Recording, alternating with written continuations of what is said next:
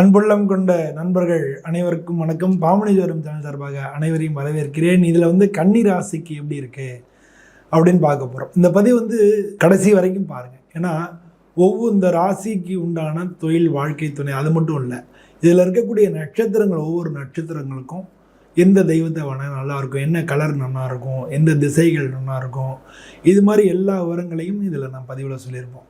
அதனால் இந்த பதிவில் விடாமல் கடைசி வரைக்கும் ஸ்கிப் பண்ணாமல் பாருங்கள்.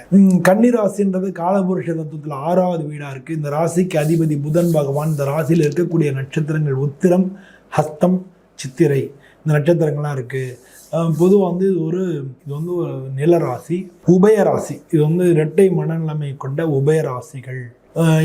இந்த ராசியில் அவங்களுடைய உடல் அமைப்பு அப்படின்னா இளவரசி ராசின்னு சொல்லலாம். இளவரசன் சொன்னோம்ல, இது இளவரசி. அதாவது மிதுன ராசி இளவரசன் அப்படின்னு சொன்னோம். இது இளவரசி ராசி. அதனால் என்னென்னா மிதுன ராசி சுறுசுறுப்பாக இருப்பாங்கன்னு சொன்னோம். இது அதுக்கும் அதிபதி புதன் தான். ஆனால் இந்த கன்னி ராசி கொஞ்சம் சோம்பலும் இருக்கும். உங்கள்கிட்ட கொஞ்சம் அதிகமாகவே இருக்கும். தூக்கத்தில் விருப்பம் உள்ளவங்களாக இருப்பாங்க. எடுத்துக்கொண்ட வேலையை கொஞ்சம் சலிப்போடு செய்கிறவங்களாக இருப்பாங்க. இவங்களுக்கு நரம்பு, நுரையீரல், காசநோய், சளி, ரத்தம் இது மாதிரியான பிரச்சனைகள் வரதுக்கான வாய்ப்புகள் அதிகமாக இருக்குது. சித்த வைத்தியத்தில் கன்னி ராசிக்கு வாத சம்பந்தமான நோய்கள் வரும் அப்படின்னு சொல்லியிருக்காங்க. இது வைத்திய மாமணி அப்படின்ற நூலில் இந்த மாதிரி சொல்லியிருக்கு. வயது முதிர்ச்சியாக வயசானவங்கள் ஆகும்போது கை கால் அசதி மட்டும் இல்லை, அப்படியே தளர்வு, நடுக்கும்ல, அதெல்லாம் வரதுக்கான வாய்ப்புகள் உண்டு. இந்த ராசியில் உள்ளவங்க சரியாக இல்லாட்டினா, ஒழுக்கமாக இல்லாட்டினா இவங்களுக்கு பால்வினை நோய்கள் வரதுக்கான, தாக்குவதற்கான வாய்ப்புகள் மிக அதிகம். இந்த ராசியில் உணவில் கொஞ்சம் கசப்பு சேர்த்துக்கிறது நல்லது. அதனால் அதிகமான பிரச்சனைகளை இவங்க தவிர்க்க முடியும். உணவில் கொஞ்சம் கசப்பும் சேர்த்துக்க நல்லது. இந்த ராசியில் உள்ளவங்க இலகிய மனம் கொண்டவங்களாக இருப்பாங்க. அறிவு கூர்மையாக இருப்பாங்க. ஜோதிடம் இதெல்லாம் தெரிஞ்சவங்க, கணக்கு இதெல்லாம் போகிற அளவுக்கு அறிவு கூர்மையாக இருப்பாங்க. ரொம்ப சமயோஜிதமாக செயல்படுவாங்க. இந்த நேரத்தில் இப்படி பண்ணணும் அப்படின்ற மாதிரி இவங்க ரொம்ப செயல்படக்கூடியவங்களாக இருப்பாங்க. பேச்சில் நளினமும் கவர்ச்சியும் இருக்கும். இவங்களுடைய பேச்சும் செயலும் ஒரே நேர்கோட்டில் போகிறதா இருக்கும். பொய் சொல்ல தெரியாது. பொய் சொன்னால் அப்படி பொய் சொன்னால் மாட்டிக்குவாங்க. ஒன்றுக்கு மேற்பட்ட துறைகளில் இவங்களுடைய ஆதிக்கம் செலுத்தக்கூடியவங்களாக இருப்பாங்க. கலை சார்ந்த விஷயங்களையும் இவங்களுக்கு ஆர்வம் இருக்கும். இவங்க அம்மாவை போல் இருப்பாங்க. இல்லாட்டினா அம்மா வகையில் மாமா மாதிரியோ அம்மா வகையில் உள்ளவங்க மாதிரி இவங்களோட உருவமைப்பு இருக்கும். முக்கால்வாசி இவங்களுடைய மாமா மாதிரி இவங்க இருக்கிறதுக்கான வாய்ப்புகள் அதிகமாக இருக்குது. இவங்க பிறந்ததுக்கு அப்புறம் தான் இவங்க அப்பாவுக்கு யோகமான காலமாக இருக்கும். இவங்கனால இவங்க அப்பாவுக்கு யோகங்கள் கிடைக்கும். ரத்தம் சம்பந்தமான உறவுகளை விட வெளி ஆட்களுக்கு இவங்களுக்கு அதிக முக்கியத்துவம் கொடுப்பாங்க. சொந்தக்காரங்களை காட்டிலும் வெளியில் உள்ளவங்களுக்கு இவங்க அதிக முக்கியத்துவம் கொடுக்கக்கூடியவங்களாக இருப்பாங்க. இந்த கன்னி ராசியை சேர்ந்த அன்பர்கள் உழைப்புக்கு ரொம்ப முக்கியத்துவம் கொடுப்பாங்க. இவங்களுக்கு மனோகாரகன் சந்திரன் நட்பு கிரகம் தான். சந்திரன் கன்னிக்கு, அதாவது புதனுக்கு நட்பு. அது மாதிரி மனசாட்சிப்படி நடந்துக்குவாங்க. எந்த ஒரு விஷயத்துலையும் அடுத்தவங்க என்ன நினைக்கிறாங்கன்னு அதையும் யோசித்து அதுக்கு தகுந்த மாதிரி இது பண்ணுவாங்க. எப்போ பார்த்தாலும் மனசில் குழம்பி ஒரு முடிவு எடுப்பாங்க. இவங்க வாகனங்களில் போகும்போது அதிக கவனமாக இருக்கணும். இவங்களோட ராசியில் சுக்கிரன் நீசம் பெறதுனால இவங்க புகழ், பணம், பெண் இந்த விஷயங்களில் ஜாக்கிரதையாக இருக்கணும். சிறிய ஆசை கூட பெரிய விபரீதத்தில் கொண்டு போய் விட்டுரும். தூக்கத்துக்கு இவங்க முக்கியத்துவம் கொடுக்குறதுனால இது பண்ணுவாங்க. ஆனால் தூக்கத்தில் யாரும் எழுப்பினாங்கன்னா கடுமையான கோபம் வந்துடும். அந்த அளவுக்கு இவங்க தூக்கத்தில் விருப்பம் உள்ளவங்களாக இருப்பாங்க. இவங்களுக்கு கன்னிராசிக்கு புதன் தான் தொழில் ஸ்தானாதிபதி இருக்கார். இந்த ராசியில் புதன் உச்சம். புதனுக்கு தன்னுடைய வீட்டிலேயே அவர் உச்சம் பெறுகிறார். அதனால் கன்னி ராசிக்கு முக்கால்வாசி அவங்க சொந்த ஊர்லேயே இருப்பாங்க. அப்படி இல்லாமல் வேறு ஊரில் இருந்தாங்கன்னா அந்த ஊரில் தான் அதிகமான காலம் அங்கே தான் இருப்பாங்க. இவங்க உபயராசின்றதுனால இவங்க செய்கிற தொழில் இவங்களுக்கு மட்டும் இல்லை, எல்லாருக்கும் பயன் கொடுக்கக்கூடியதாக இருக்கும். இவங்க வேலை பார்க்குறது இவங்க படித்த படிப்புக்கும் சம்பந்தம் இருக்காது. தொழில் செய்கிறத காட்டிலும் இவங்க வேலைக்கு போகிறது சிறந்ததாக இருக்கும். கூட்டுத் தொழில் வந்து உங்களுக்கு கொஞ்சம் கஷ்டம் உள்ளதாக இருக்கும். இவங்களுக்கு வந்து இவங்க கை வந்து கொடுக்குற கை திறமசாலியாக இருந்தாலும், அதாவது இவங்க இவங்க இவங்க பொதுவாக இவங்க கை வந்து கன்னிராசி இல்லை, வாங்குகிற கைன்னு சொல்லலாம். கொடுக்குற கையில் வாங்குகிற கை. அதனால் இவங்க வந்து எங்கே எந்த இடத்துக்கு வேலைக்கு போனாலும் இவங்க செகண்ட் பிளேஸில் தான் இருப்பாங்க. பணம் சார்ந்த முதலீடுகளில் லாபம் அதிக லாபம் உங்களுக்கு கிடைக்கும். தங்கம், பூமி இந்த மாதிரியான விஷயங்களில் முதலீடு பண்ணுறது இவங்களுக்கு அந்த அளவு சிறப்பானதாக இருக்காது. மற்றவங்களுக்கு இவங்க சொல்கிற யோசனை கரெக்டாக ஒர்க் அவுட் ஆகிடும். ஆனால் இவங்களுக்கு வந்து அந்த யோசனை வந்து அந்த அளவுக்கு பலன் தராது. இவங்க அதே யோசனை இவங்க பண்ணாங்கன்னா இவங்களுக்கு ஒர்க் அவுட் ஆகாது. பண கஷ்டன்றது இவங்களுக்கு பெருசாக வராது. அதனால் வந்து சேமிப்புகள் வந்து இவங்க பேரில் இல்லாமல் இன்னொருத்தவங்க பேரில் சேமிக்கிறது இவங்களுக்கு லாபமாக இருக்கும். கொஞ்சம் சிக்கனமாக இருக்கிறதும் ஆடம்பரமாக செலவு பண்ணாமல் இருக்கிறதும் உங்களுக்கு மிக நல்லது. எந்த சூழ்நிலையிலையும் ஆலோசனை பண்ணாமல் ஒரு முடிவு எடுக்கக்கூடாது. அவசரம் வந்து இவங்களுக்கு ஒத்துக்காது. அவசரப்படாமல் நிதானமாக எந்த காரியத்தை செஞ்சாங்கன்னா இவங்க சக்ஸஸ் அடைய முடியும். ஏன்னா அந்தளவுக்கு புத்திசாலி மட்டும் இல்லை, அதை நிதானமாகவும் செய்கிறதுக்கு அவங்க பழகிக்கணும். அவங்க ஜாதகத்தில் செவ்வாயும் சுக்கிரனும் பலமாக இருந்தாங்கன்னா இவங்க வந்து மீடியா, சிற்பக்கலை, கலை சம்மந்தப்பட்ட தொழிலில் அவங்க சிறப்பாக விளங்குவாங்க.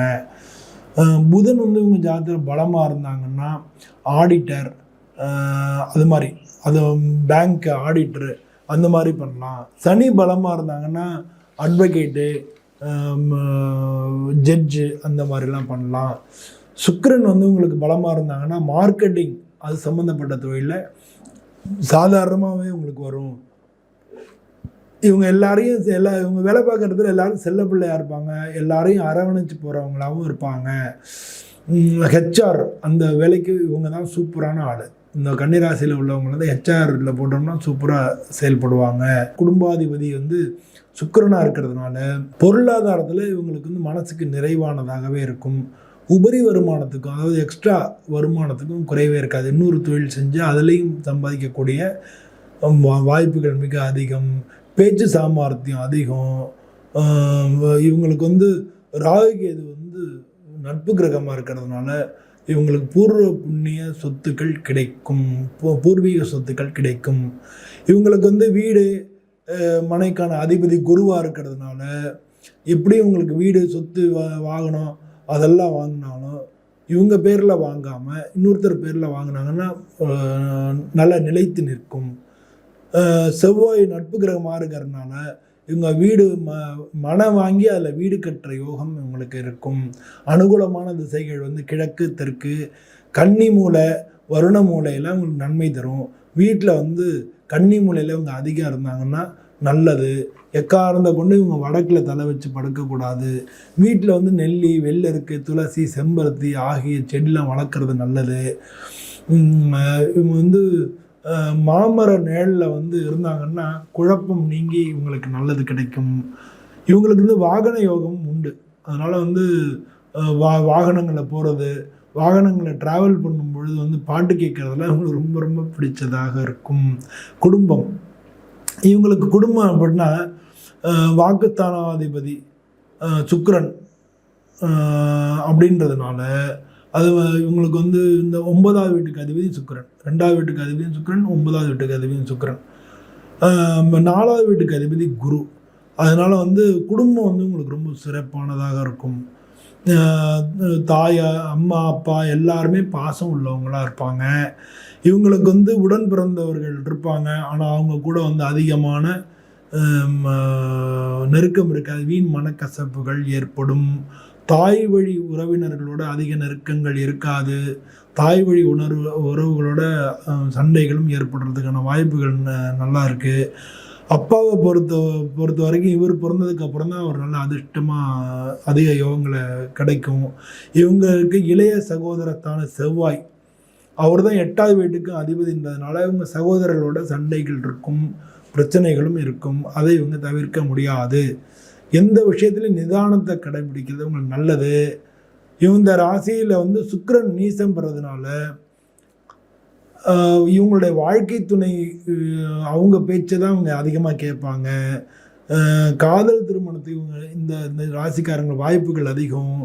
பெண்கள் ராசியில் பிறந்திருக்கிறதுனால அன்பிற்கு வந்து இவங்க எப்போவுமே அடிமையாகிடுவாங்க. அதே மாதிரி உணர்ச்சிகளுக்கும் இவங்க அடிமையாகிடுவாங்க. இவங்களுக்கு பிறக்கக்கூடிய குழந்தைகள் வந்து நல்ல சாமர்த்தியமாகவும் இருப்பாங்க, ரொம்ப நல்ல புத்திசாலிகளாகவும் கூர்மையான அறிவு கொண்டவர்களாகவும் இருப்பாங்க.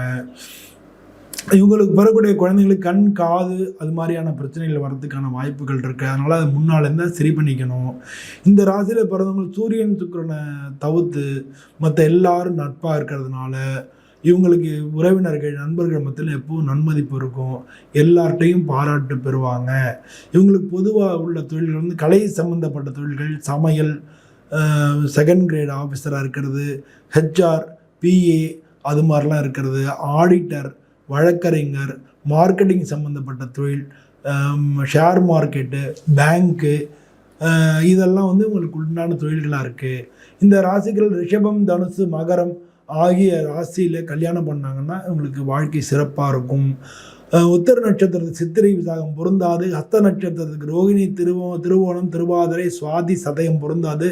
சித்திரை நட்சத்திரத்துக்கு மிருகசீரிஷம், அவிட்டம் பொருந்தாது. இது ஜென்ரலான பொதுவாக அந்த ராசிக்கு பொருந்தாதது தான் நம்ம சொல்லியிருந்தோம், நட்சத்திரம் பொருந்தாதுன்னு சொல்லியிருக்கோம். அவங்க ஜாதகத்தை வந்து நீங்கள் திருமணம் பொறுத்தது பார்க்கறது அவசியம். இந்த ராசிக்குள்ள பலம் என்னென்னா, மலர்ந்து எப்போ பார்த்தாலும் சிரித்து மலர்ந்த முகத்தோடு இருக்கிறது, பேச்சில் வந்து நயமாக பேசுகிறது, எந்த விஷயத்தையும் ப்ராக்டிக்கலாக பார்க்குறது, நல்ல ஞாபக சக்தி உள்ளது, இதெல்லாம் அவங்களுடைய பலம்னு சொல்லலாம். பலவீனம்னா அடுத்தவங்களுடைய குறை என்ன அப்படின்னு பார்க்குறது, அடுத்து அப்பப்போ முடிவுகளை வந்து மாற்றிக்கிட்டே இருக்கிறது, அது மாதிரி ஒருத்தவங்க அன்பாக சொன்னாங்கன்றது மற்றவங்களுடைய அன்புக்கு மயங்கிடுறது, இதெல்லாம் வந்து இவங்களுடைய பலவீனமாக நம்ம பார்க்கலாம். இவங்களுக்கு வந்து பொதுவாக சந்திரன், செவ்வாய், புதன், குரு, சுக்கிரன் இந்த ஹோரைகள்லாம் உங்களுக்கு நல்லா இருக்கும். இதில் உள்ள உத்தர நட்சத்திரத்துக்கு சிறப்பான வழிபடுறதுக்கு சிறப்பான தெய்வங்கள் வந்து சிவன், ஐயப்பன், அது மாதிரி ஊரில் இருக்கக்கூடிய காவல் தெய்வங்கள். திசைகள் வந்து கிழக்கு வடக்கு திசைகள். எண்கள் 1, 3, 4, 5, 7, 9 இந்த அத்தனை நம்பர்களும் உத்தர நட்சத்திரம் நல்லா இருக்கும். ஞாயிறு, புதன், வியாழன் இந்த கிழமைகள் வந்து சிறப்பானதாக இருக்கும். பச்சை, வெள்ளை, சிவப்பு இந்த நிறங்கள் நன்றாக இருக்கும். சித்திரை, ஆவணி, கார்த்திகை, மார்கழி இந்த மாதங்கள் வந்து சிறப்பான மாதங்களாக இருக்கும்.